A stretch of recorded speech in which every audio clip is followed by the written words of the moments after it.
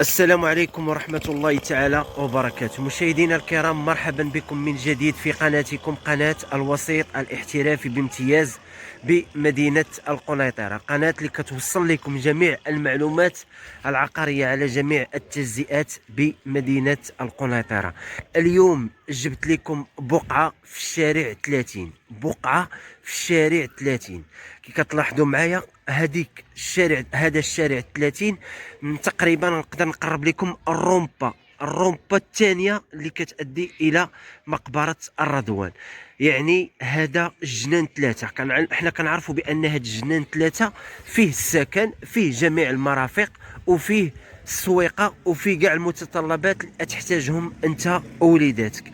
بالنسبه كي كتلاحظوا معايا، كاين على الشمال البقع ديال 90 متر، كي كتلاحظوا معايا البقع ديال 90 متر، وكاين 7 ولا 8 ديال البقع، 7 ولا 8 البقع. بالنسبه لهذا الشارع 30 شارع عنده مستقبل 100%. كي كتلاحظوا معايا كاين قرب الشجره، كاين ما بين الشجر والشجر كاين واحد الجرده، وكاينه تجزئه الزيتونه.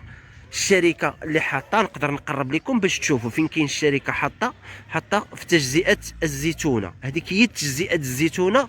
بالنسبه لهاد الجنان ثلاثه، هاد الجنان ثلاثه كيفارقوا ما بينه وبين الجنان أربعة. كي كتلاحظوا معايا هذا هو الجنان أربعة، الجنان أربعة والجنان ثلاثة كيتفارق بهاد الشارع، كيتفرقوا هاد الشارع. بالنسبة للبقعة كي كتلاحظوا معايا ممكن تستافد من الكراج 100%.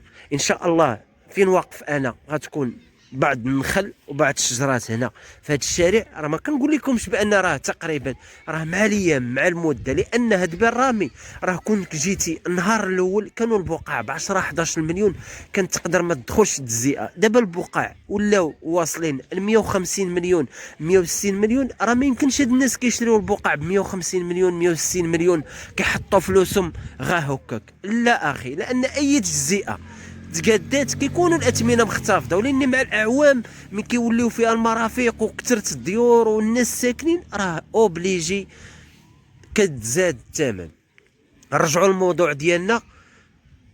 كتلاحظوا معايا هاد البقعه هي هذه، المساحه ديالها 64، الواجهه ديالها راه شارع 30، ما كاينش مشمشه ولا قبليه ولا رباطيه، يعني مشمشه من 100%. القرب ديال البقعه كاينين جوج ديور على اليمين تبارك الله اللهم بارك، السيد صالح الدويره ديالو مخرج كراج، وكاين وكاله كي كتلاحظوا معايا حتى الانسان اللي حداه صالح الدويره ديالو. بالنسبه لهاد الديور اللي كتلاحظوا معايا راه الاثمنه ديالهم كتوصل حتى ل 95 مليون، توصل حتى ل 95 مليون. علاش؟ لان الشارع 30 اللي مغلي البقعه. الثمن ديال البقعه 64 متر، الثمن ديالها ثمن مناسب ان شاء الله. كنوعدكم بان البقعه هي هذه، واللي زوين في هذه البقعه عندها العرض اكثر من الطول، عندها العرض اكثر من الطول. كي كتلاحظوا معايا بالنسبه للسيد اللي داير الوكاله ممكن يدير جوج كراجات، كراج تبارك الله شوفوا قداش، وكراج القرب ديالو ممكن دير كراج اخر، دير موديفيكاسيون ودير.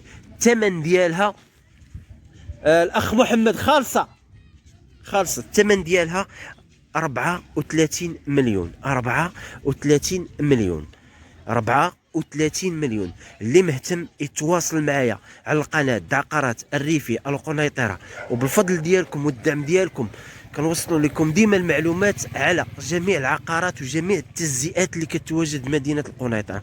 واللي زوين كتلاحظوا معايا 90 اير بليز 2. ولكن ان شاء الله بالنسبه لهادو هاد الجزئات هادو راه غيكون 34 مليون، 34 مليون. مهتم تواصل معايا وكنواعدك راه هاد الشارع 30 ان شاء الله غيكون. لاحظوا معايا بان راه الجزيئه راه لقات واحد الاقبال.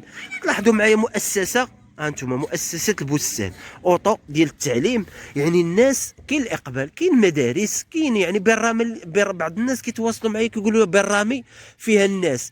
اخي الفرق ما بين الجزيئات ديال بالرامي والجزيئات الاخرين ان الجزيئات بالرامي فيها الناس المستفيد وفيها السلالي ساكنين، وكاينين الناس من الرباط وسلا منداجمين مع هاد الناس. غير هو المهم تكون عندك السكينه ديالك وتهنى من الكرا ولا من الرهين. واللي زوين في هاد البقعه كي كتلاحظوا معايا الشارع ديالها الشارع الرئيسي كتلاحظوا معايا، شارع رئيسي شارع 30 ان شاء الله.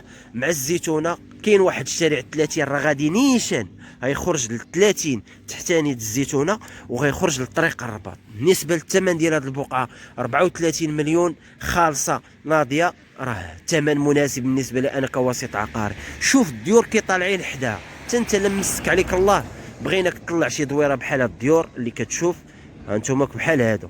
وكاينين 7 1 2 3 4 5 6 7 د البقيعات اللي جاو 64 متر في الشارع 30. والسلام عليكم ورحمة الله تعالى وبركاته.